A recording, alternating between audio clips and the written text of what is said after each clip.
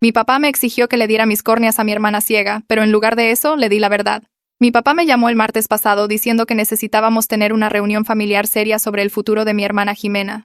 Ella había estado perdiendo la vista durante los últimos 3 años debido a una condición genética y ahora, a sus 26 años, estaba completamente ciega. Manejé 3 horas hasta la casa de mis padres pensando que discutiríamos opciones de cuidado o posiblemente exploraríamos programas de asistencia gubernamental, pero en lugar de eso, entré en lo que se sentía como una emboscada con mi papá, mi mamá, mi tía Rosa y Jimena, todos sentados en la sala esperándome. Mi papá comenzó diciendo que el doctor de Jimena había encontrado un tratamiento potencial que podría restaurar su visión, pero necesitaban un donante de córnea que fuera un pariente genético cercano. Dijo que habían hecho pruebas a todos en la familia y que yo era la única compatible. Me dijo que esta era mi oportunidad de devolverle la vida a mi hermana. Pregunté sobre la lista de espera para córneas de donantes y dijo que Jimena no podía esperar tanto tiempo, que su condición se estaba deteriorando y esto tenía que suceder en los próximos meses o la cirugía ya no sería viable. Mi mamá estaba llorando, diciendo lo difícil que había sido ver a Jimena sufrir, cómo había perdido su trabajo como diseñadora gráfica, cómo su novio la dejó y cómo apenas salía de su departamento. Jimena simplemente estaba sentada allí con las manos cruzadas sin decir nada. Dije que necesitaba tiempo para pensarlo e investigar el procedimiento, pero la actitud de mi papá cambió por completo. Dijo que no había nada que pensar, que esto era familia y que esto es lo que los hermanos hacen los unos por los otros. Dijo que yo tenía 2 ojos funcionales y Jimena ninguno, y que negarme a ayudar sería de un egoísmo increíble. De hecho, usó la palabra egoísta como si yo estuviera acaparando algo que pertenecía a todos. Mi tía Rosa intervino diciendo que ella daría sus córneas si fuera compatible, que cualquier persona decente lo haría. Dijo que debería estar agradecida de siquiera poder ayudar. Pregunté qué pasaría con mi visión si donaba y mi papá dijo que el doctor les aseguró que yo todavía podría ver adecuadamente con un ojo. Adecuadamente, como si tener percepción de profundidad y visión periférica fueran solo lujos que realmente no necesitaba. Dijo que la gente vivía vidas plenas con un solo ojo todo el tiempo, y que yo era joven, y lo suficientemente sana para adaptarme. Cuando dije que necesitaba hablar con el doctor yo misma, dijo que estaba perdiendo un tiempo que Jimena no tenía. Ahí fue cuando las cosas se pusieron raras. Le pregunté a Jimena qué pensaba, y finalmente habló, diciendo que no quería presionarme, pero que perder la vista le había quitado todo. Dijo que entendía si yo no podía hacerlo, pero que nunca se perdonaría a sí misma por no preguntar. Mi papá intervino de inmediato diciendo que no era realmente una pregunta cuando la respuesta debería ser obvia. Sacó su celular y me mostró fotos de Jimena de antes, pintando, viajando y sonriendo.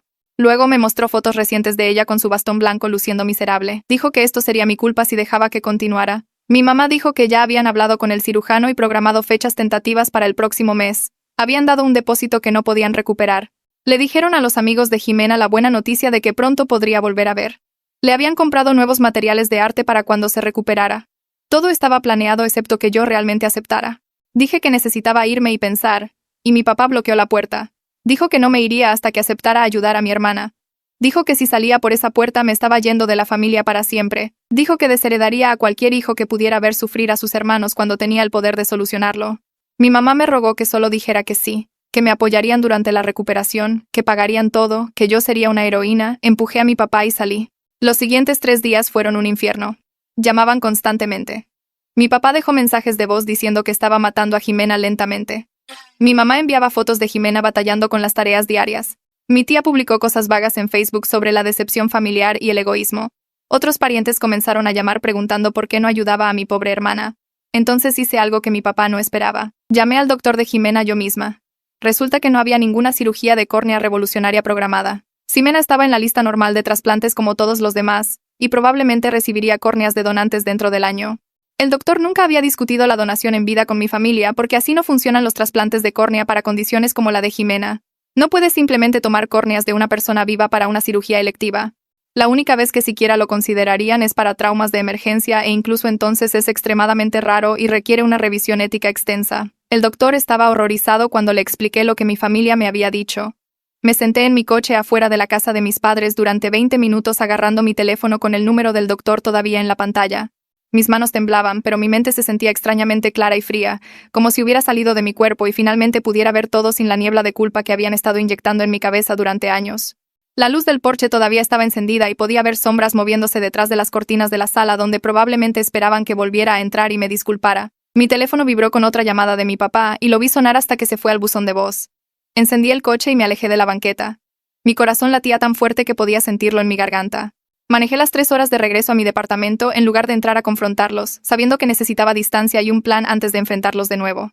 Todo el camino los mensajes de voz de mi papá seguían llegando, su voz volviéndose más enojada cada vez, exigiendo saber a dónde fui y acusándome de abandonar a Jimena en su momento de necesidad. Para cuando crucé los límites de mi ciudad había dejado 8 mensajes, cada uno más furioso que el anterior. Mi mamá comenzó a enviar mensajes de texto alrededor de la segunda hora preguntando dónde estaba, diciendo que necesitábamos hablar, rogándome que volviera para que pudiéramos resolver esto como familia. Mantuve ambas manos en el volante y no respondía nada de eso. Llegué a casa alrededor de la medianoche e inmediatamente comencé a buscar en Google tácticas de manipulación familiar y fraude médico, la pantalla de mi laptop brillando en el departamento oscuro. Todo lo que leía describía exactamente lo que acababa de suceder. La emergencia fabricada, la situación de rehén emocional, la inversión financiera diseñada para aumentar la presión, y me sentí enferma al darme cuenta de lo calculado que fue todo. Había artículos sobre control coercitivo, sobre familias que presionaban a los miembros a la donación de órganos a través de mentiras, sobre las tácticas psicológicas utilizadas para hacer que la gente dudara de sus propios límites. Leí durante 3 horas seguidas tomando notas, marcando páginas, sintiendo cómo toda mi infancia se recontextualizaba con cada párrafo. A la mañana siguiente llamé a mi amigo Tomás porque conocía a mi familia desde hacía años, pero no era lo suficientemente cercano como para ser manipulado por ellos. Le conté todo y hubo un largo silencio antes de que dijera que mi papá trató de hacer que renunciara a un ojo basándose en mentiras completas, y escuchar a alguien más decirlo en voz alta lo hizo real de una manera que no lo era antes. Me preguntó si estaba bien, y comencé a llorar por primera vez desde que dejé la casa de mis padres. Tomás vino esa tarde con café y su laptop y pasamos horas documentando todo, la cronología de los eventos, las mentiras médicas específicas que dijeron, lo que el doctor realmente dijo, las tácticas de presión financiera. Buscó plantillas para documentar abuso y me ayudó a llenarlas con fechas y citas directas que podía recordar. Sugirió que podría necesitar asesoramiento legal porque lo que hicieron podría ser realmente fraude criminal o coerción. Mi teléfono tenía 37 llamadas perdidas y docenas de mensajes de varios miembros de la familia para la noche. Los mensajes de mi mamá alternaban entre rogarme que volviera y acusarme de ser cruel con Jimena, mientras que los mensajes de mi papá eran pura rabia sobre falta de respeto y traición. La tía Rosa envió un mensaje largo sobre lo decepcionada que estaría mi abuela muerta de mí, cómo se suponía que la familia debía mantenerse unida, cómo estaba rompiendo el corazón de todos al ser terca. Mi prima me escribió preguntando qué estaba pasando porque mis padres decían que había tenido algún tipo de crisis nerviosa. Bloqueé los números de mis padres temporalmente porque no podía pensar con claridad con el bombardeo constante e inmediatamente me sentí culpable por ello, aunque sabía que esa culpa era exactamente lo que me habían entrenado para sentir. Tomás señaló que las familias sanas no te hacen sentir culpable por necesitar espacio para procesar mentiras, y esa simple observación rompió algo dentro de mi pecho. Lloré de nuevo, más fuerte esta vez, y él simplemente se sentó allí en mi sofá dejándome desahogarme. 2 días después llamé al doctor nuevamente para preguntarle si estaría dispuesto a documentar lo que me dijo por escrito. Fue increíblemente amable y dijo que había estado preocupado por mí desde nuestra llamada y que proporcionaría una declaración escrita confirmando que nunca discutió la donación de córnea en vida con mi familia y que tal procedimiento no era médicamente viable para la condición de Jimena. Me preguntó si estaba a salvo, si mi familia me estaba acosando, y me di cuenta de lo serio que se veía esto desde afuera. Dijo que me enviaría la declaración por correo electrónico al final del día laboral y que debería comunicarme si necesitaba algo más. Me comuniqué con una clínica de asistencia legal que encontró Tomás, y me conectaron con una abogada llamada Mariana que se especializaba en casos de coerción familiar. Escuchó todo por teléfono y dijo que, si bien procesar a miembros de la familia era complicado, lo que hicieron potencialmente constituía intento de fraude médico y abuso emocional, y como mínimo debería documentar todo en caso de que necesitara una orden de restricción más tarde. Se ofreció a reunirse conmigo esa semana para discutir mis opciones. Mariana me ayudó a redactar una carta de cese y contacto para mis padres, indicando claramente que sabía que la cirugía de córnea era falsa. Tenía documentación del doctor real de Jimena y necesitaba espacio para procesar su engaño. La carta era formal y sonaba legal, lo cual se sentía más seguro que tratar de tener una conversación emocional que simplemente manipularían. Incluimos una advertencia de que un mayor acoso resultaría en acciones legales y que toda comunicación futura debería ir a través de la oficina de Mariana. Ella la imprimió en el papel membretado de su firma y la enviamos por correo certificado para que hubiera prueba de que la recibieron. Mi teléfono sonó 2 horas después mientras calentaba pasta sobrante para la cena. No reconocí el número, pero contesté de todos modos porque pensé que podría ser Mariana llamando desde una línea diferente. La voz de mi papá se escuchó, tranquila y controlada de esa manera que solía hacer que se me revolviera el estómago cuando tenía 12 años y sabía que estaba en problemas. Habló despacio, con cuidado, como si estuviera explicando algo a una niña que no entendía bien. Dijo que había estado escuchando a la gente equivocada, que los extraños que no entendían a nuestra familia me habían envenenado contra ellos, que alguien debía haberme llenado la cabeza con mentiras sobre la cirugía porque su hija no le daría la espalda a su hermana así. Seguía preguntando con quién había estado hablando, qué me habían dicho, por qué estaba dejando que extraños destruyeran nuestra familia. Agarré mi teléfono con ambas manos porque temblaban y me di cuenta de que era el número de la tía Rosa el que aparecía en mi pantalla. Deliberadamente llamó desde su teléfono para que yo no supiera que era él. Tomás me había dicho que grabara cualquier llamada de mi familia. Así que busqué torpemente en la configuración de mi teléfono mientras mi papá seguía hablando. Comencé la grabación y él cambió a este tono diferente, más suave y más triste, diciendo cuánto me amaba y cómo la familia era para siempre sin importar los desacuerdos que tuviéramos. Dijo que lamentaría quemar estos puentes algún día cuando los necesitara y los encontrara rotos, que Jimena lloraba hasta dormirse todas las noches porque su propia hermana la había abandonado, que mi mamá estaba devastada y no podía entender cómo me había vuelto tan cruel. Cada oración sonaba cariñosa en la superficie, pero se sentía como una amenaza por debajo, como si me estuviera advirtiendo sobre las consecuencias mientras fingía expresar preocupación. Mencioné que había hablado con el doctor Castillo y tenía su declaración escrita sobre que la cirugía nunca fue real. La línea se quedó completamente en silencio durante unos 5 segundos, lo suficiente como para pensar que había colgado. Luego la llamada simplemente terminó sin otra palabra. Me quedé en mi cocina con el teléfono todavía presionado contra mi oreja, escuchando el silencio y mis manos no dejaban de temblar. A la mañana siguiente me estaba preparando para el trabajo cuando alguien llamó a la puerta de mi departamento. Miré por la mirilla y vi a mi mamá parada allí en pantalones de mezclilla y un suéter viejo, viéndose más pequeña y más cansada de lo que jamás la había visto. Se suponía que no debía saber dónde vivía porque me había mudado desde la última vez que me visitó, pero debió haber obtenido mi dirección de algún lado. Gritó a través de la puerta que necesitaba hablar conmigo, que mi papá no sabía que estaba aquí, que había manejado todo este camino solo para verme. Una parte de mí quería dejarla parada en el pasillo, pero otra parte, la parte que todavía recordaba cómo me leía antes de dormir y me hacía mis pasteles de cumpleaños favoritos, no podía hacerlo. Abrí la puerta e inmediatamente preguntó si podía entrar, sus ojos rojos como si hubiera estado llorando durante el viaje. Me hice a un lado y la dejé entrar a pesar de que cada artículo de terapia que había leído decía que no lo hiciera. Se sentó en mi sofá y comenzó a hablar incluso antes de que yo me sentara, diciendo que solo querían ayudar a Jimena, y tal vez se habían equivocado en algunos detalles sobre la cirugía, pero que sus corazones estaban en el lugar correcto. Pregunté qué detalles específicamente habían entendido mal y dijo, bueno, el doctor había mencionado trasplantes en algún momento, así que pensaron que la donación en vida podría ser una opción. Señalé que el doctor Castillo dijo que nunca había discutido la donación en vida con ellos en absoluto, y ella cambió a decir que tal vez habían malinterpretado lo que quiso decir, que la terminología médica era confusa y que solo habían estado tratando de entender las opciones de Jimena. Pregunté si el doctor realmente había programado fechas de cirugía, y admitió que no lo había hecho. Pero mi papá había estado investigando cirujanos que podrían hacerlo. Su historia cambiaba cada vez que hacía una pregunta directa, primero afirmando que la cirugía era real pero simplificada, luego admitiendo que habían malinterpretado algunas cosas, finalmente diciendo que mi papá había estado tratando de encontrar soluciones creativas porque la lista de trasplantes regular estaba tomando demasiado tiempo. Nunca dijo las palabras mentimos o lo siento, solo seguía reposicionando todo como un malentendido nacido de padres desesperados tratando de ayudar a su hija discapacitada. Le pregunté directamente si sabía que la cirugía no era real cuando me emboscaron en la casa con toda la familia presente. Empezó a llorar más fuerte, su cara arrugándose como si la hubiera abofeteado, diciendo que yo estaba siendo cruel, e interrogándola en lugar de concentrarme en cuánto estaba sufriendo Jimena.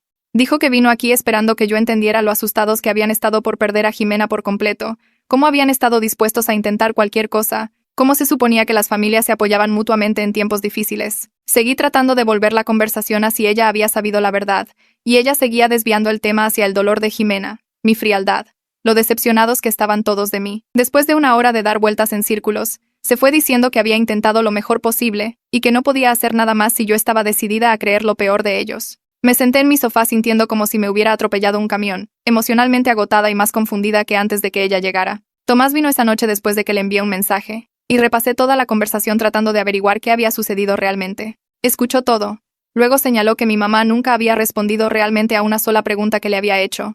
Solo había llorado y redirigido la plática y me había hecho sentir culpable por preguntar. Tenía razón, pero darme cuenta de ello me hizo sentir peor de alguna manera, como si hubiera perdido a ambos padres en lugar de solo a mi papá. La llamada telefónica comenzó 3 días después. Mi prima Sara llamó preguntando por qué había cambiado de opinión sobre ayudar a Jimena después de aceptar la cirugía, diciendo que mis padres estaban desconsolados por el depósito perdido. Le dije que nunca había aceptado ninguna cirugía y que no había cirugía real para empezar, y se quedó callada, luego dijo que eso no era lo que había escuchado. Mi tío llamó al día siguiente con una historia similar, agregando que me había acobardado en el último minuto y dejado a Jimena devastada justo antes de su fecha de procedimiento. La hermana de mi papá llamó diciendo que entendía que tuviera miedo, pero retractarse después de que hubieran hecho todos los arreglos era increíblemente egoísta. Cada persona tenía detalles ligeramente diferentes, pero la misma historia básica donde yo era la villana que había prometido ayudar, luego abandonó a mi hermana discapacitada, Y los detalles estaban equivocados de maneras que probaban que mis padres estaban difundiendo activamente una versión falsa de los eventos. Nadie mencionó que la cirugía nunca había sido real, o que yo había descubierto que todo el asunto fue fabricado. Según la narrativa familiar, yo había aceptado con entusiasmo donar mi córnea. Habían programado todo y pagado depósitos. Luego, cruelmente cambié de opinión y desaparecí. Llamé a Mariana y redactamos correos electrónicos para los parientes que parecían más razonables, incluyendo la declaración escrita del doctor Castillo probando que la cirugía nunca fue médicamente viable y explicando que nunca había aceptado nada.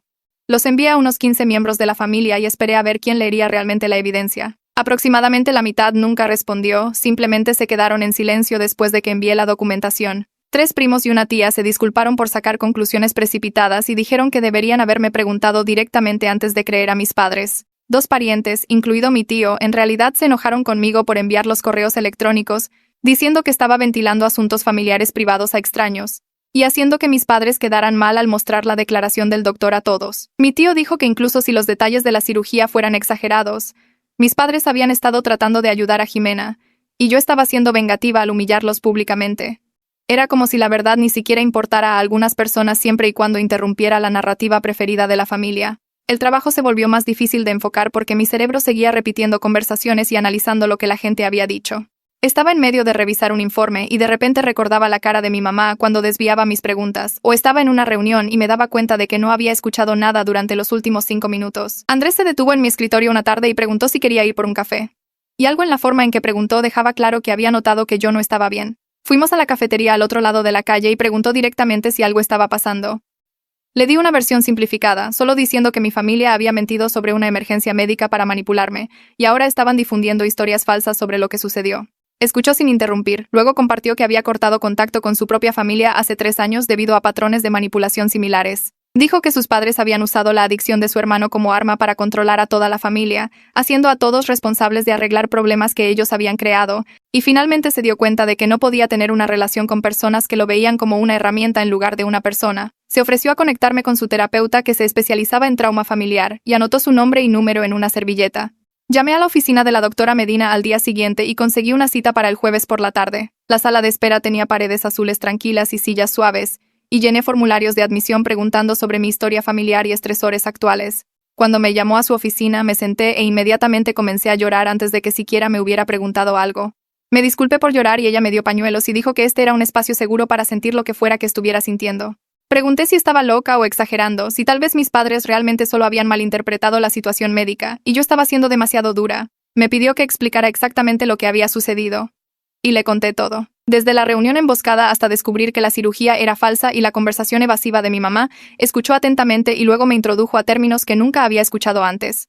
Gaslighting, fusión y sistemas familiares narcisistas.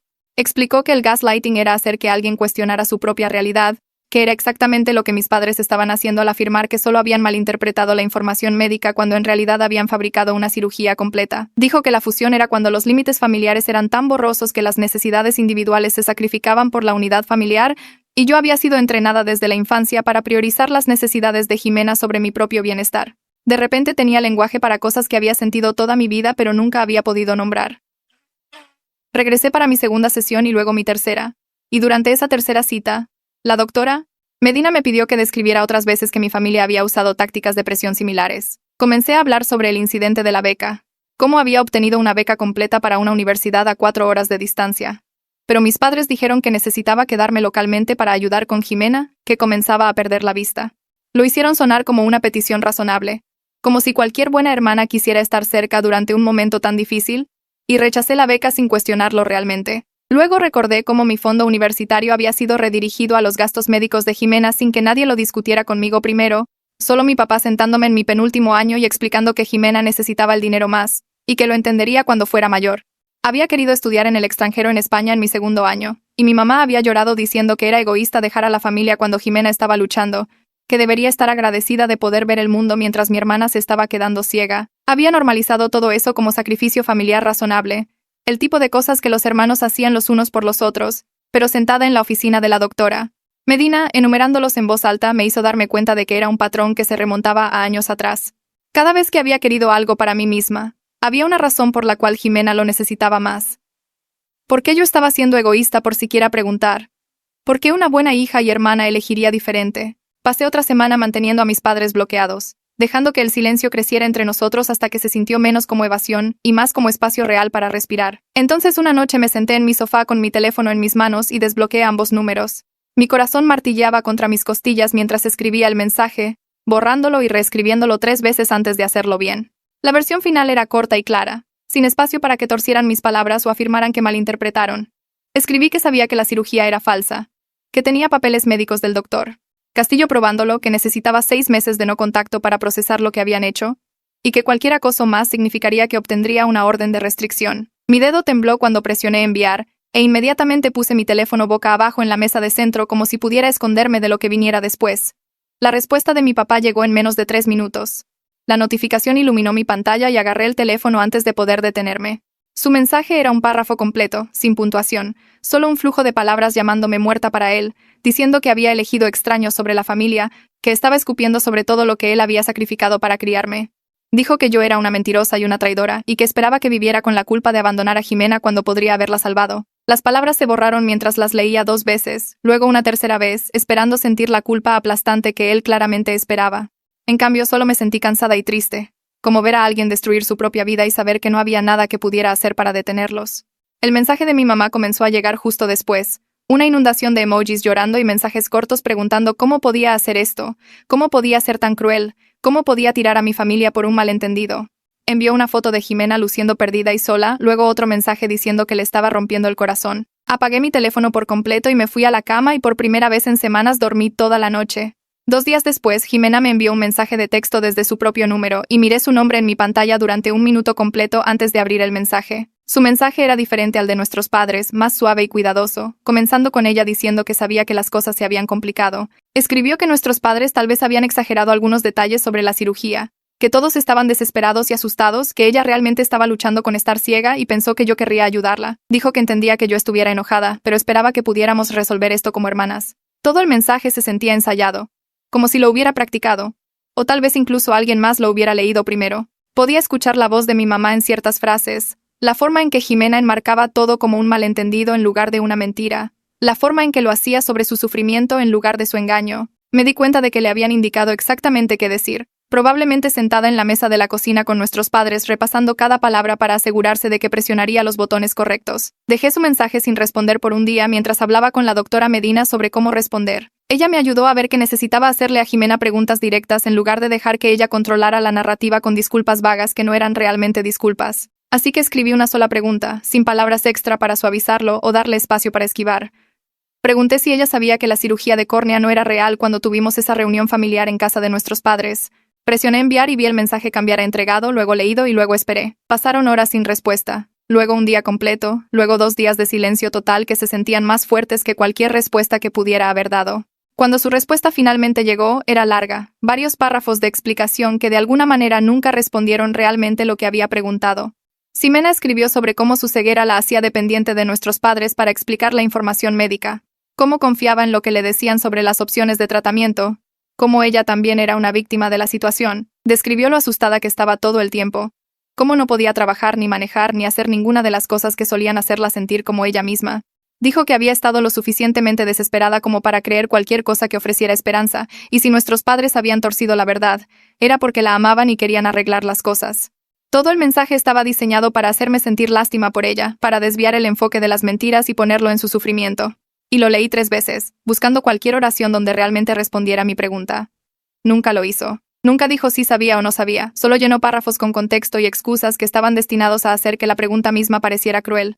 Le mostré el mensaje a Tomás la siguiente vez que vino, y señaló lo que yo ya había comenzado a ver, que las no respuestas de Ximena eran su propio tipo de respuesta. Tomás sacó su laptop y sugirió que investigáramos la condición real de Ximena, averiguar cuál era su pronóstico real en lugar de confiar en cualquier cosa que nuestros padres hubieran dicho. Pasamos una tarde revisando sitios web médicos y foros de pacientes, aprendiendo sobre el trastorno genético que le había robado la vista. Tomás encontró grupos de apoyo para personas con la misma condición, y creé una cuenta anónima, mi nombre de usuario solo una cadena de letras aleatorias para que nadie pudiera rastrearme. Publiqué una pregunta simple preguntando si alguien había oído hablar de la donación de córnea en vida como una opción de tratamiento, manteniendo mi lenguaje lo suficientemente vago como para no compartir detalles familiares. Las respuestas comenzaron a llegar en cuestión de horas. Múltiples personas confirmaron que no era un tratamiento real, con varios miembros compartiendo historias sobre familiares desesperados que habían caído en clínicas de estafa o malinterpretado lo que realmente significaban las listas de espera legítimas de trasplantes. Una persona escribió sobre su tía que había gastado miles en un centro de tratamiento falso que prometía curas milagrosas, y otra describió cómo su padre los había presionado sobre la donación en vida antes de que su doctor explicara que no era médicamente posible. Leer sus experiencias hizo que se me oprimiera el pecho. Esta mezcla de validación de que yo no estaba loca y dolor de que mi familia me hubiera hecho pasar por algo que otras familias también habían sobrevivido. Llevé toda la investigación a mi siguiente sesión con la doctora Medina, esparciendo impresiones sobre su mesa de centro como evidencia en un juicio. Leyó las publicaciones del foro y los artículos médicos. Luego me miró con esta expresión que era tanto triste como orgullosa.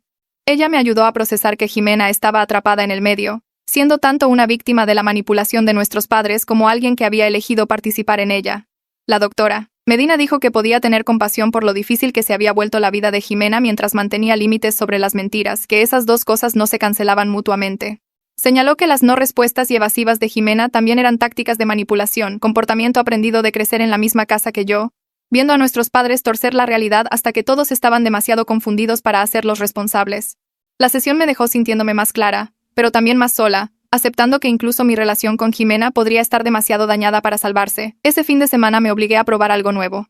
Algo que se sentía vulnerable y aterrador de maneras que no tenían nada que ver con mis padres. Me uní a un grupo de apoyo para adultos que lidian con el distanciamiento familiar que se reunía en el sótano de una iglesia al otro lado de la ciudad. Entrar en esa habitación llena de extraños se sentía como admitir que mi familia estaba realmente rota, no solo pasando por una mala racha que eventualmente arreglaríamos. Todos se sentaron en un círculo de sillas que no combinaban y fuimos presentándonos, solo nombres de pila, compartiendo versiones breves de por qué estábamos allí. Cuando llegó mi turno dije mi nombre, Sofía, y que recientemente había cortado contacto con mis padres después de descubrir que habían mentido sobre una emergencia médica para manipularme. Mi voz tembló en las últimas palabras y tuve que dejar de hablar antes de empezar a llorar frente a personas que acababa de conocer. La mujer a mi lado se estiró y apretó mi mano, y cuando fue su turno compartió cómo su familia había tratado de presionarla para donar un riñón basándose en una urgencia médica exagerada. Describió los viajes de culpa y las acusaciones de egoísmo, la forma en que la habían hecho sentir como un monstruo por cuestionar si su hermano realmente necesitaba cirugía de trasplante de emergencia. Eventualmente había descubierto a través del doctor real de su hermano que él estaba en una lista de espera estándar y no en peligro inmediato, que sus padres habían fabricado la crisis para hacer que ella aceptara más rápido.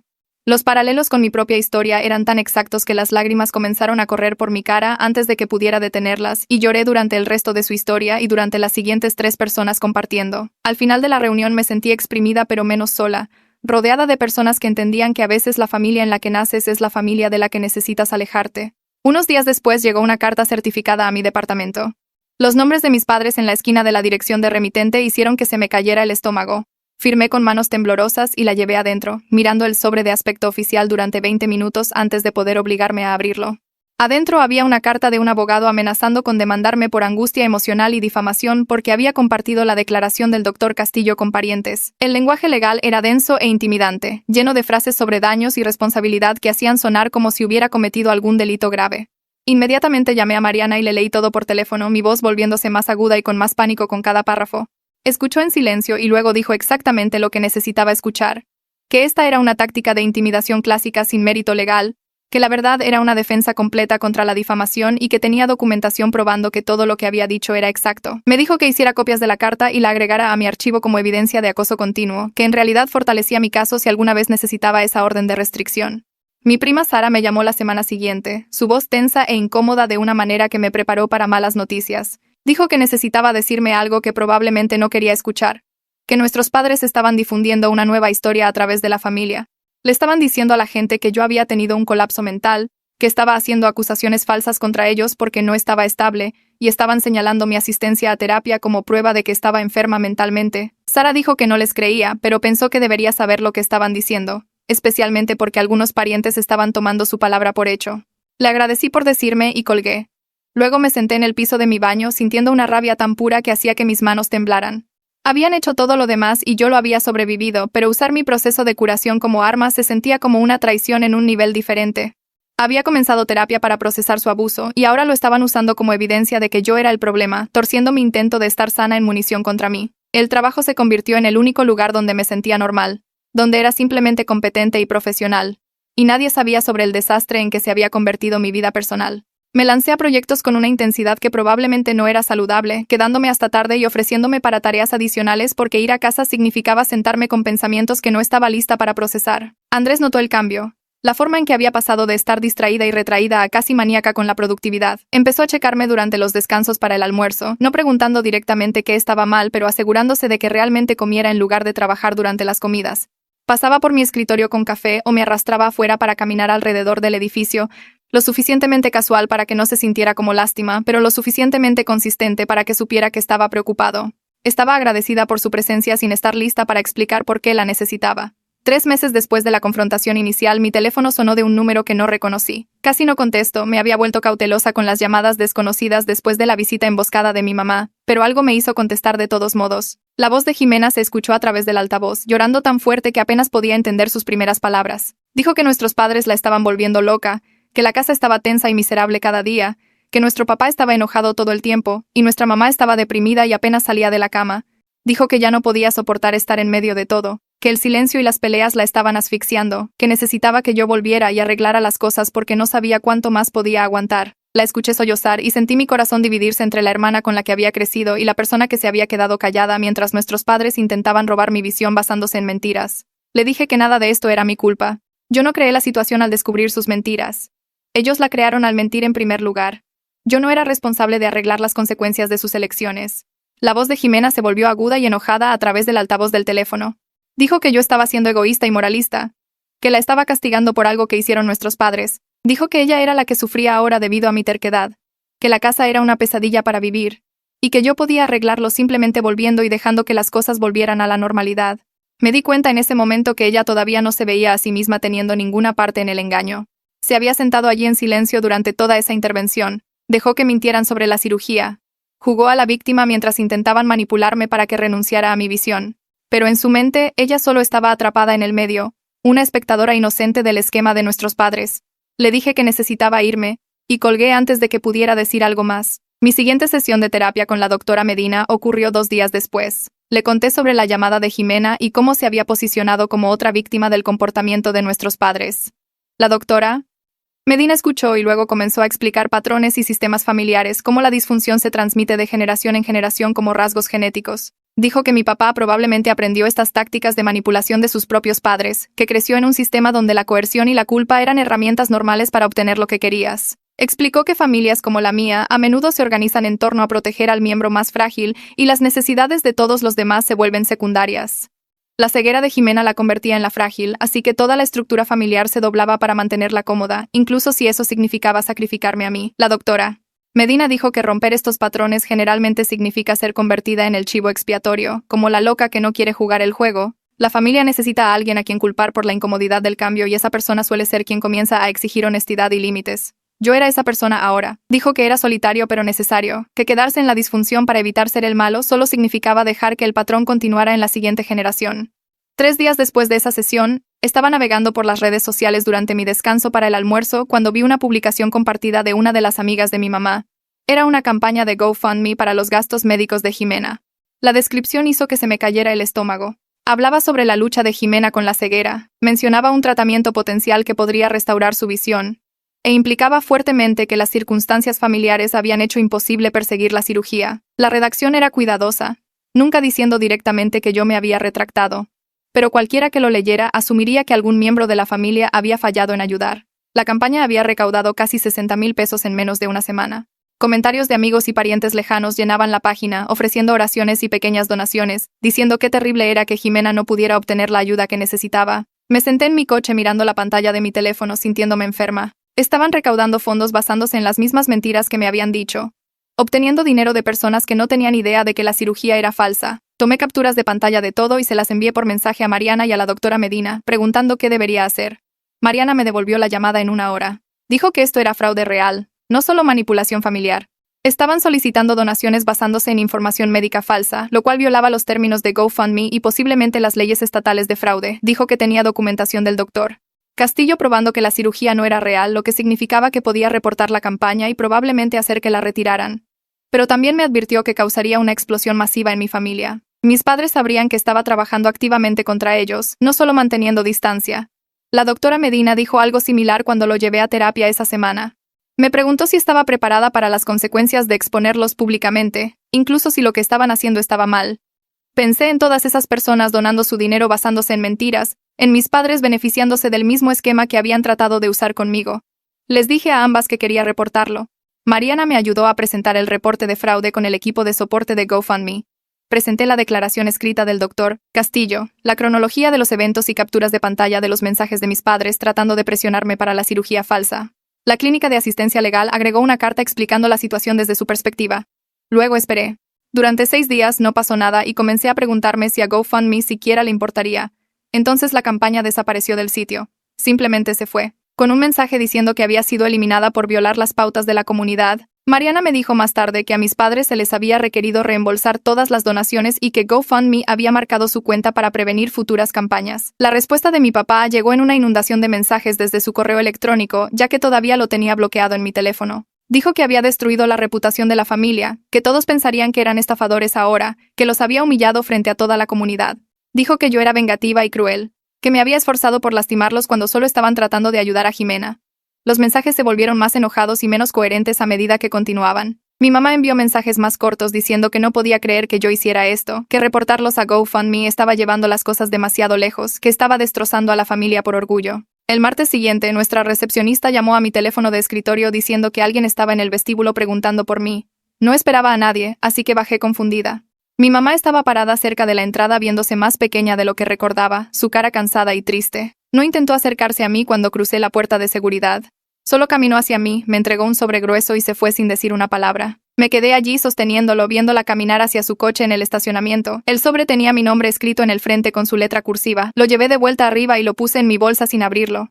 No podía lidiar con lo que fuera que hubiera adentro durante mi día de trabajo. Esa noche me senté en mi sofá y saqué el sobre. 6 páginas de papel de cuaderno cubiertas por delante y por detrás con la letra de mi mamá. Era lo más cercano a la honestidad que había obtenido de cualquiera de mis padres. Admitió que mi papá había ido demasiado lejos con el plan de la cirugía, dijo que estaba desesperado por ayudar a Jimena y se convenció a sí mismo de que el fin justificaba los medios. Escribió que ella le siguió la corriente porque mantener la paz con él es como sobrevive a su matrimonio, que estar en desacuerdo con él abiertamente hace la vida insoportable. Dijo que sabía que yo estaba enojada, pero me rogó que entendiera que hicieron todo por amor a Jimena. La carta hablaba sobre lo difícil que ha sido ver a Jimena luchar, lo impotentes que se sentían, cómo la cirugía falsa parecía una forma de motivarme a ayudar sin entender lo incorrecto que era. Terminó diciendo que me extrañaba y esperaba que volviera a la familia algún día, que entendía si necesitaba tiempo pero quería que supiera que me amaba. La leí 2 veces, luego la puse de vuelta en el sobre y lloré durante 20 minutos. No porque cambiara nada, sino porque estaba tan cerca de lo que necesitaba y aún así tan lejos. Llevé la carta a mi siguiente sesión de terapia. La doctora Medina la leyó cuidadosamente. Luego me miró y dijo que era más honesta que la comunicación anterior, pero aún básicamente una excusa en lugar de una disculpa. Mi mamá explicaba su comportamiento, pero nunca asumía responsabilidad real ni reconocía el daño que me habían causado. Dijo que siguió el plan de mi papá porque era más fácil que enfrentarlo, lo que significaba que eligió su propia comodidad sobre mi bienestar. La carta me pedía entender su motivación, pero no ofrecía cambiar nada ni hacer reparaciones. La doctora Medina me ayudó a ver que entender por qué alguien te lastimó no significa que tengas que aceptar una relación continua con ellos.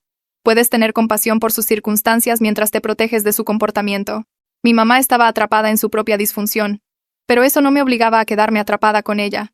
4 meses después de la confrontación inicial en casa de mis padres, noté que estaba durmiendo toda la noche de nuevo. Podía concentrarme en el trabajo sin que mi mente estuviera constantemente girando a través del drama familiar. Hice planes con amigos los fines de semana en lugar de quedarme en casa sintiéndome deprimida. Dejé de revisar mi teléfono cada pocos minutos esperando mensajes enojados. El dolor todavía venía en oleadas, golpeándome en momentos aleatorios cuando recordaba algo de la infancia o veía a una familia haciendo cosas normales juntos. Pero ya no me estaba ahogando constantemente. Estaba empezando a imaginar un futuro donde estaba bien sin ellos, donde su ausencia era solo parte de mi vida en lugar de una herida abierta. Iba al trabajo, llegaba a casa, veía amigos, iba a terapia, vivía mi vida normal. Algunos días apenas pensaba en ellos. El mensaje de texto de Jimena llegó un miércoles por la tarde. Dijo que iba a recibir córneas de la lista de trasplantes dentro de los próximos 2 meses, que su cirugía estaba programada para principios del próximo mes, y quería que yo supiera aunque ya no me importara ella.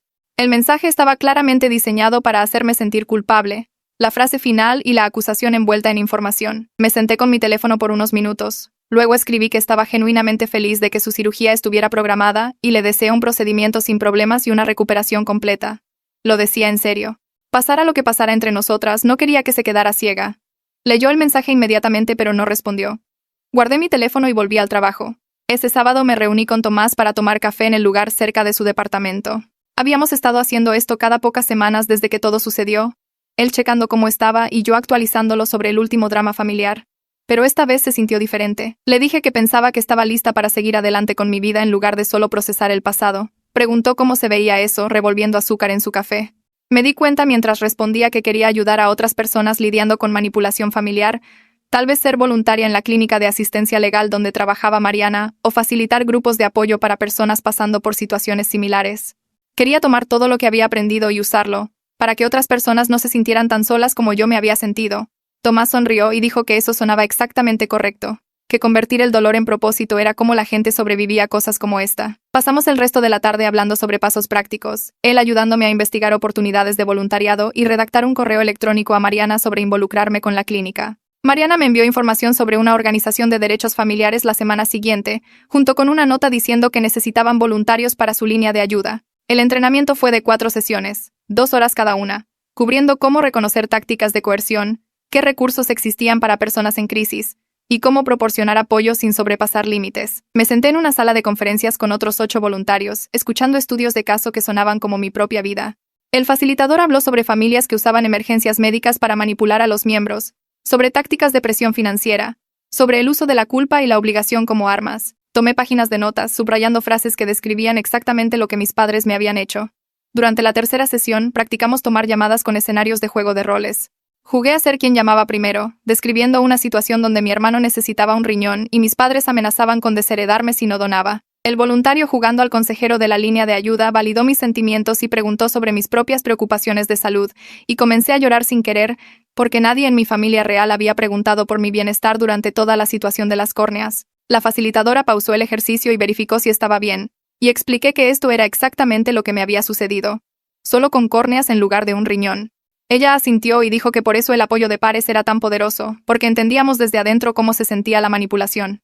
Mi primer turno real en la línea de ayuda llegó 2 semanas después de que terminó el entrenamiento. Inicié sesión en el sistema desde mi departamento, con los audífonos puestos, sintiéndome extrañamente nerviosa por hablar con extraños sobre sus problemas familiares. La primera llamada fue alguien preguntando sobre recursos para el cuidado de ancianos, lo cual manejé fácilmente leyendo de la lista de recursos. La segunda llamada fue una mujer joven llamada Jessica, cuya voz temblaba mientras explicaba que su familia quería que dejara la universidad para cuidar a su abuela enferma a tiempo completo. Sus padres decían que estaba siendo egoísta al priorizar su educación sobre las necesidades de la familia, que su abuela había sacrificado todo por ellos y merecía algo mejor que ser abandonada a cuidadores pagados. Jessica seguía diciendo que tal vez tenían razón, tal vez estaba siendo egoísta, y reconocí cada táctica de manipulación de mi propia experiencia. Le dije que preocuparse por su educación no la hacía egoísta, que podía amar a su abuela y aún tener límites sobre su propia vida. Le expliqué que la culpa era una herramienta que las familias manipuladoras usaban para controlar a las personas y que el amor real no requería que destruyera su futuro para probar su lealtad. Le di información sobre programas de licencia médica familiar, sobre grupos de apoyo para cuidadores, sobre cómo establecer límites sin cortar el contacto completamente. Ella lloró y me agradeció, diciendo que nadie le había dicho que estaba bien querer su propia vida, y después de que colgamos, me senté en mi departamento llorando también porque deseaba que alguien me hubiera dicho esas palabras exactas hace un año. Manejé a mi cita de terapia con la doctora Medina la tarde siguiente, todavía pensando en Jessica y lo atrapada que sonaba. La doctora Medina preguntó cómo iba el trabajo en la línea de ayuda, y le conté sobre la llamada, sobre reconocerme a mí misma en la situación de esta extraña. Dijo que esa era tanto la parte más difícil como la más sanadora del apoyo de pares, ver tu propio dolor reflejado en la historia de alguien más. Comenzamos a hablar sobre cómo se veían realmente las relaciones saludables, y me di cuenta de que no tenía un marco de referencia para eso porque mi familia había estado rota por tanto tiempo. La doctora Medina sacó una hoja de trabajo sobre patrones de relación y la revisamos juntas. El amor saludable significaba respetar los límites, no castigar a las personas por tenerlos. Significaba aceptar un no sin represalias. Significaba apoyar el crecimiento de alguien incluso cuando era inconveniente para ti. Cada elemento en la lista era lo opuesto a cómo operaban mis padres, y sentí esta extraña mezcla de dolor y alivio al verlo escrito tan claramente. Me pidió que comenzara a anotar las banderas verdes en mis otras relaciones, las formas en que amigos y compañeros de trabajo mostraban cuidado real sin condiciones. Descargué una aplicación de citas ese fin de semana, en parte porque estaba sola y en parte porque quería practicar interactuar con personas que no sabían nada sobre mi lío familiar. Mi perfil era cuidadosamente vago, mencionando mi trabajo y pasatiempos, pero nada sobre el último año de mi vida. Fui a 3 citas en 2 semanas, todas incómodas de diferentes maneras, pero también un poco divertidas porque pude ser simplemente una persona normal haciendo pláticas sobre café. El tercer chico, Marcos, era fácil de tratar, trabajaba en desarrollo de software, le gustaba el senderismo. En nuestra segunda cita en un restaurante tailandés, preguntó sobre mi familia de esa manera casual que la gente hace, y sentí mi estómago apretarse. Le di la línea que había estado practicando con la doctora Medina sobre cómo no éramos cercanos y no los veía mucho. Él solo asintió y dijo que eso era válido.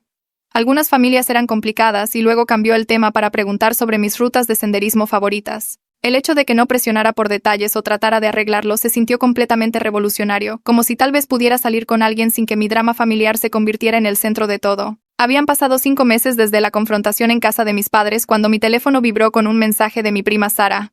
Habíamos sido cercanas de niñas, alejándonos como adultos ocupados con sus propias vidas, pero siempre me había caído bien. Su mensaje decía que había estado pensando en nuestra última conversación, aquella en la que traté de explicar por qué no podía donar mis córneas y ella parecía escéptica. Dijo que la versión de los eventos de mis padres nunca le había hecho sentido del todo, y cuanto más pensaba en ello, más preguntas tenía. Se disculpó por no contactarme antes, y preguntó si podíamos tomar un café y hablar. Miré el mensaje durante mucho tiempo, sorprendida por cuánto me importaba que ella me creyera. Me había acostumbrado a ser la villana de la familia, había aceptado que la mayoría de los parientes se pondrían del lado de mis padres, pero tener a alguien que realmente cuestionara su narrativa se sentía como un regalo que no había esperado. Le respondí sugiriendo una cafetería a medio camino entre nuestros departamentos y fijamos una fecha para ese sábado. Sara ya estaba allí cuando llegué, sentada en una mesa de la esquina con 2 lates esperando. Me abrazó e inmediatamente comenzó a disculparse por no cuestionar las cosas antes, por aceptar la historia de mis padres sin presionar por mi lado. Me senté y le conté todo, sacando la declaración del doctor Castillo en mi teléfono, mostrándole la cronología de los eventos. Escuchó sin interrumpir, su expresión cambiando de confusión a enojo a medida que surgía la imagen completa. Luego comenzó a compartir sus propias historias sobre mis padres, cosas que yo nunca había sabido. Habló sobre ser presionada para mentir por ellos cuando era más joven, cubriendo cuando habían olvidado eventos importantes o hecho promesas que no cumplieron. Describió verlos torcer situaciones para evitar asumir responsabilidad, siempre encontrando a alguien más a quien culpar cuando las cosas salían mal. Mencionó conflictos familiares donde se había sentido forzada a elegir bandos, donde la neutralidad no estaba permitida, y cuestionar su versión de los eventos significaba ser congelada. Dijo que verme establecer límites le había dado permiso para examinar su propia relación con ellos, para reconocer patrones que había estado ignorando durante años. Hablamos durante 3 horas, nuestros lates enfriándose, la cafetería llenándose y vaciándose a nuestro alrededor. Sara mencionó que la cirugía de trasplante de córnea de Jimena había sucedido hace 2 semanas y había salido bien. Estaba recuperando la visión gradualmente, haciendo terapia física para adaptarse a ver de nuevo. Y Sara estaba genuinamente feliz por ella. Luego agregó que mis padres le estaban diciendo a la gente que la cirugía fue financiada gracias al GoFundMe antes de que lo cerraran, todavía girando la narrativa para hacerse quedar bien. No podían admitir que habían sido atrapados en una mentira. No podían reconocer que la lista de trasplantes había proporcionado las córneas tal como el doctor dijo originalmente. Incluso con Jimena mejorando, todavía estaban reescribiendo la historia para evitar rendir cuentas. En mi siguiente sesión de terapia, la doctora Medina preguntó si quería intentar escribir una carta a mis padres que nunca enviaría, solo para procesar todo lo que estaba sintiendo. Había sido resistente a la idea antes, pensando que no tenía sentido escribir a personas que nunca lo leerían, pero algo había cambiado después de hablar con Sara. Me senté en mi mesa de la cocina esa noche con mi laptop y comencé a escribir. La carta creció a 10 páginas, a espacio simple, diciendo todo lo que nunca había podido decirles. Escribí sobre la infancia que merecía, donde mis necesidades importaran tanto como las de Jimena, donde no fuera solo la niña sana que existía para apoyar a su hermana. Describí la relación que podríamos haber tenido si hubieran sido capaces de honestidad y respeto básico. Enumeré recuerdos específicos de ser pasada por alto, minimizada, esperando que me sacrificara sin rechistar. Expliqué cómo el esquema de la córnea no fue un incidente aislado, sino la prueba final de un patrón que había existido toda mi vida. Les conté sobre el daño que habían causado, la terapia que necesitaba para deshacer su condicionamiento, la familia que había perdido porque eligieron la manipulación sobre la verdad. Sollocé escribiendo todo eso, lágrimas goteando sobre mi teclado, mi pecho doliendo de dolor por padres que nunca existieron y nunca existirían. Llevé la carta impresa al departamento de Tomás el fin de semana siguiente. Se había ofrecido a ayudarme con lo que la doctora Medina llamaba un ritual de cierre, algo físico para marcar el final de mi esperanza de que mis padres alguna vez entendieran o cambiaran. Tenía fuego en su chimenea, y me quedé allí sosteniendo esas 10 páginas, sintiendo el peso de todo lo que había escrito. Tomás preguntó si quería leer algo en voz alta, pero negué con la cabeza y simplemente comencé a alimentar las páginas a las llamas. Se curvaron y ennegrecieron, mis palabras desapareciendo en ceniza y humo. Algo sobre verlas quemarse se sintió como liberar la fantasía de que alguna vez se convertirían en los padres que necesitaba, aceptando que el cierre tenía que venir de dentro de mí, en lugar de que ellos finalmente se disculparan o asumieran responsabilidad. Tomás se paró junto a mí hasta que la última página desapareció. Luego me dio una cerveza y nos sentamos en su sofá sin hablar, simplemente existiendo en la aceptación tranquila de que algunas cosas no podían arreglarse. El trabajo me llamó a una reunión el martes siguiente, y asumí que era sobre el proyecto Henderson que había estado liderando. En cambio, mi gerente Sara me dijo que me estaban ofreciendo un ascenso a coordinadora senior con más responsabilidad y un aumento de sueldo significativo. Dijo que había estado haciendo un trabajo excelente, mostrando liderazgo en proyectos difíciles y querían invertir en mi crecimiento con la compañía. Me senté allí procesando la oferta, dándome cuenta de que realmente estaba en un lugar para aceptarla. Hace 6 meses, había sido apenas funcional, llorando en los baños, incapaz de concentrarme en nada excepto en el drama familiar. Ahora estaba prosperando, produciendo mi mejor trabajo, lista para asumir más desafíos. Acepté el ascenso y agradecí a Sara. Luego me llevé a mí misma a un buen restaurante italiano esa noche para celebrar. Pedí vino, pasta y tiramisú, sentada sola en una mesa junto a la ventana, sintiéndome genuinamente orgullosa de tener una vida que mi familia no podía tocar ni disminuir. El grupo de apoyo se reunía los martes por la noche en el sótano de un centro comunitario que olía a café viejo y limpiador de pisos. Al principio, fui porque la doctora Medina dijo que ayudaría, pero en algún lugar alrededor de la semana 6, dejó de sentirse como tarea y comenzó a sentirse como pertenencia. Había 8 de nosotros regulares, todos lidiando con diferentes sabores de disfunción familiar, y 2 mujeres en particular se convirtieron en mi gente. Sara había estado distanciada de sus padres durante 4 años después de que trataron de forzarla a un matrimonio arreglado y la familia de Jen la desheredó por ser gay. Comenzamos a tomar café después de las reuniones, luego películas los fines de semana, luego mensajes de texto espontáneos sobre nada importante. Sara me hacía reír hasta llorar contando historias sobre su desastrosa vida amorosa. Y Jen tenía esta forma de cortar mis espirales de culpa con sentido común contundente que necesitaba desesperadamente. Ellas lo entendían de una manera que mis otros amigos no podían. El dolor específico de perder a la familia que nunca tuviste realmente, y construir algo nuevo desde cero. Nos llamábamos a nosotras mismas la isla de los juguetes inadaptados, y fue la primera vez que sentí que tenía hermanas que realmente estaban ahí para mí. Mi teléfono vibró durante el almuerzo en el trabajo 3 semanas después con un mensaje de un número que no reconocí. Era la tía Rosa. Su mensaje era corto y cuidadoso, diciendo que había estado pensando mucho desde ese día horrible en casa de mis padres. Dijo que se dio cuenta de que mis padres la habían manipulado también, alimentándola con su versión de los eventos y usándola para presionarme. Escribió que no esperaba perdón ni una relación. Solo quería que supiera que veía la verdad ahora y lamentaba su parte en lo que sucedió.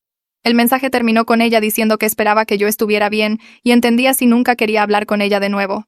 Miré mi teléfono durante mucho tiempo, sintiendo algo cambiar en mi pecho. No era absolución y no era reconciliación, pero era reconocimiento, y eso importaba más de lo que había esperado. Respondí con un simple gracias por decirme y lo dejamos así. Sin demandas, sin expectativas, solo honestidad finalmente rompiendo la niebla familiar. Octubre pasó a noviembre y mi prima Sara llamó preguntando si quería ir a Acción de Gracias en su casa. Dijo que había invitado a algunos parientes que se habían cansado del drama de mis padres y querían una fiesta sin toda la tensión y manipulación.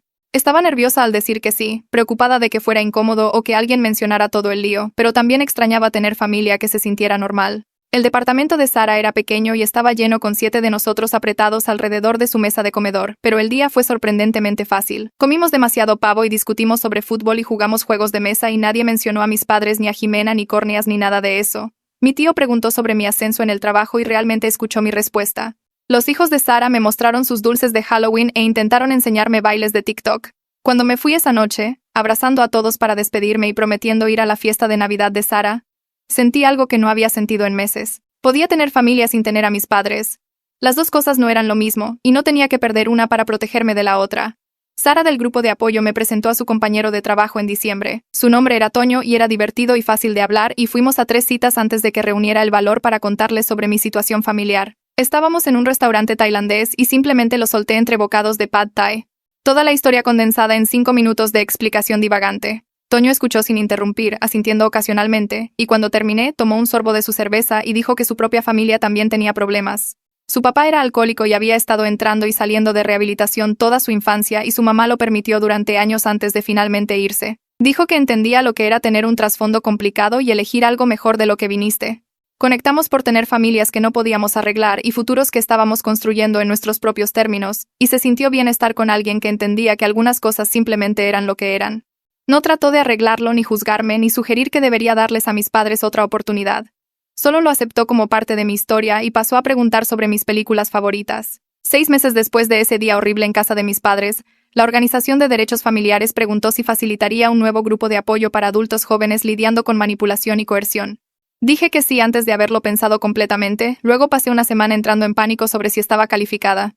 Pero en la primera reunión, sentada en ese círculo de 8 veinteañeros nerviosos, me di cuenta de que era buena en esto.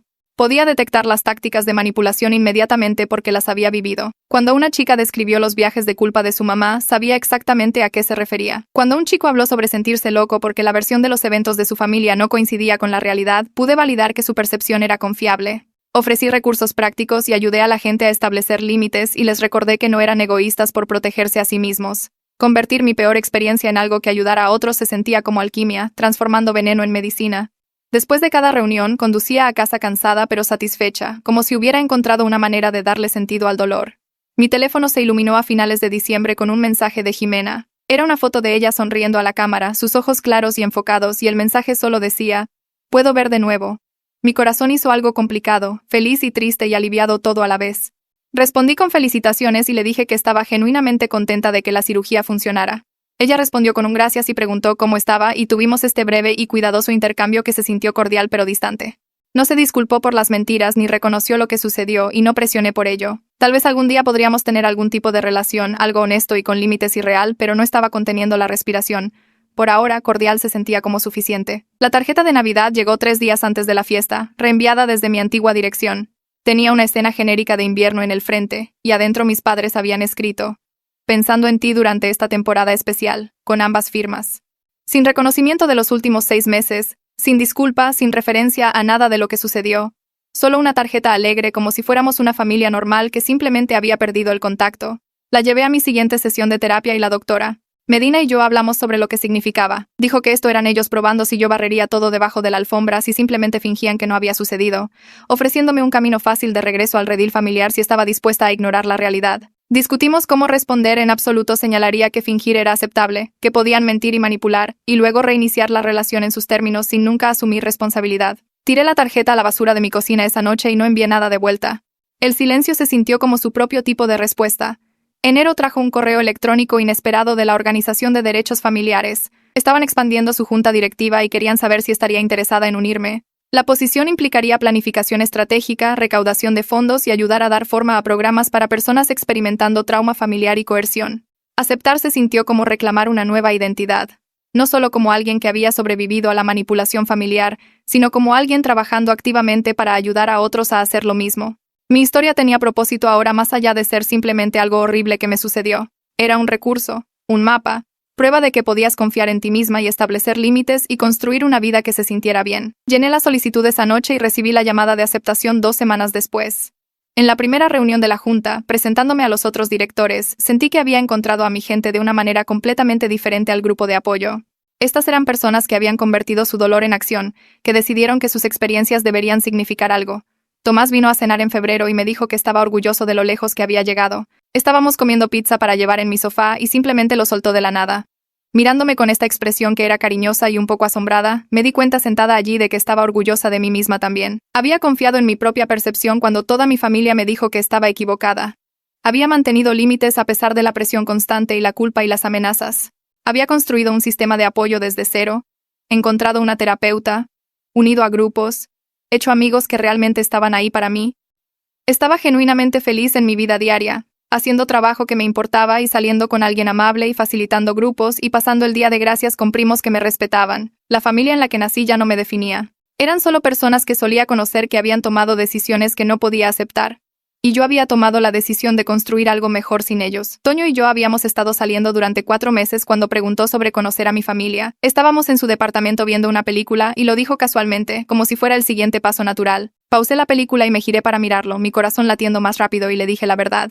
Estaba distanciada de mis padres y era permanente, no una fase o una pelea que eventualmente superaríamos, sino una decisión que había tomado para protegerme de personas que no podían ser honestas o respetuosas. Esperé a que se pusiera raro al respecto, a que sugiriera que estaba exagerando o que la familia era la familia y debería esforzarme más. En cambio, preguntó qué necesitaba de él con respecto a eso. ¿Quería que evitara el tema por completo o estaba bien discutiéndolo a veces o necesitaba que él interfiriera si alguna vez aparecían? Me senté allí sintiendo algo cálido extenderse por mi pecho porque esto era lo que se veía saludable. Alguien que respetaba mis límites sin tratar de arreglar o juzgar la situación, que preguntaba qué necesitaba en lugar de decirme qué debía hacer. Me incliné y lo besé. Luego expliqué que podría necesitar apoyo a veces, pero mayormente solo necesitaba que lo aceptara como parte de mi realidad. Dijo que eso era fácil, que podía hacer eso y volvimos a ver la película con mi cabeza en su hombro y mi mano en la suya. Comencé a buscar departamento en marzo, desplazándome por listados durante mis descansos para el almuerzo e imaginando espacios que se sintieran míos en lugar de solo lugares donde vivía. El contrato de arrendamiento en mi lugar actual vencía en 2 meses, y quería algo más grande, en algún lugar donde pudiera tener gente sin sentirme apretada, en algún lugar donde pudiera pintar las paredes si quería sin pedir permiso. Encontré uno de una recámara con pisos de madera y grandes ventanas en un vecindario que siempre me había gustado, a 20 minutos del trabajo y cerca de la cafetería donde se reunía mi grupo de apoyo. La renta era más alta de lo que había estado pagando, pero mi ascenso lo cubría, y firmar el contrato se sintió como reclamar algo. No les dije a mis padres mi nueva dirección cuando llené los formularios de cambio de dirección en la oficina de correos. La distancia física coincidía con la distancia emocional, 3 horas de carretera más un número de departamento no listado que nunca tendrían.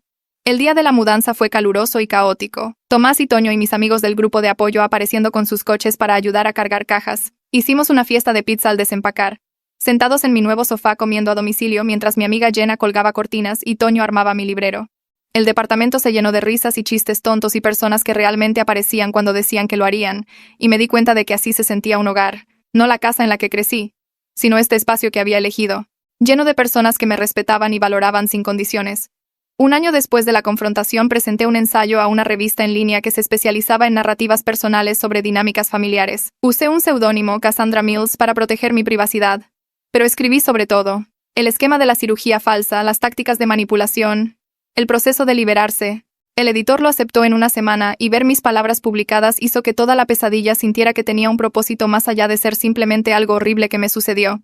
La pieza salió en vivo un martes por la mañana y para esa noche la sección de comentarios se había llenado con cientos de respuestas. La gente compartía sus propias historias de coerción familiar, manipulación médica, ser presionados a sacrificar sus cuerpos o futuros por parientes que se negaban a considerar alternativas. La madre de alguien había tratado de forzarlos a donar un riñón usando tácticas similares. La familia de otra persona había mentido sobre el diagnóstico de cáncer de un hermano para culparlos y que dieran dinero. Leí los comentarios con lágrimas corriendo por mi cara, asombrada y horrorizada por cuántas familias operaban exactamente como la mía. Cuántas personas habían sido manipuladas con gaslighting y hechas sentir egoístas por tener límites sobre sus propios cuerpos. Mi prima me llamó en abril con noticias que me sorprendieron. Jimena había comenzado a ver a un terapeuta, alguien que se especializaba en ajuste a la discapacidad y sistemas familiares, y aparentemente había comenzado a examinar su propio papel en lo que sucedió. Mi prima dijo que Jimena me había mencionado en una de sus conversaciones recientes, reconociendo que el esquema de la cirugía había estado mal, y que debería haberlo cuestionado más en lugar de seguir el plan de nuestros padres. Sentí algo cauteloso y complicado al escuchar esto. No del todo esperanza, pero tal vez la posibilidad distante de ella. No estaba lista para contactarla todavía. No estaba segura de si alguna vez estaría lista, pero saber que Jimena estaba trabajando en sí misma hacía que la reconciliación futura se sintiera posible sin ser requerida. Tal vez algún día hablaríamos sobre lo que sucedió. Tal vez encontraríamos alguna versión de una relación que no involucrara manipulación o culpa, pero no necesitaba eso para estar bien, no necesitaba su comprensión para validar mis elecciones. Me senté en mi departamento un viernes por la noche en mayo, rodeada de las personas que se habían convertido en mi familia elegida. Toño estaba en la cocina haciendo su famosa salsa para pasta. Tomás estaba discutiendo con Jenna sobre alguna película y 2 amigos de mi grupo de apoyo estaban poniendo la mesa para la cena. Estábamos celebrando mi ascenso a coordinadora senior y mi primer aniversario de establecer límites, una doble celebración que se sentía significativa. Miré a mi alrededor a estas personas que estaban ahí para mí, que respetaban mis decisiones, que nunca me hacían probar mi valor a través del sacrificio y me di cuenta de que era genuinamente feliz. Mis padres todavía no se habían disculpado ni asumido responsabilidad, probablemente nunca lo harían. Algunos parientes todavía pensaban que yo era la villana que abandonó a su hermana discapacitada y había aceptado que su opinión no definía mi realidad. Nunca tendría la familia que quería al crecer, los padres que priorizaran la honestidad y el respeto, la hermana que eligiera la integridad sobre la manipulación. Pero tenía la vida que construí, la paz por la que luché, el autorrespeto que provenía de negarme a ser manipulada para entregar pedazos de mí misma. Eso era suficiente.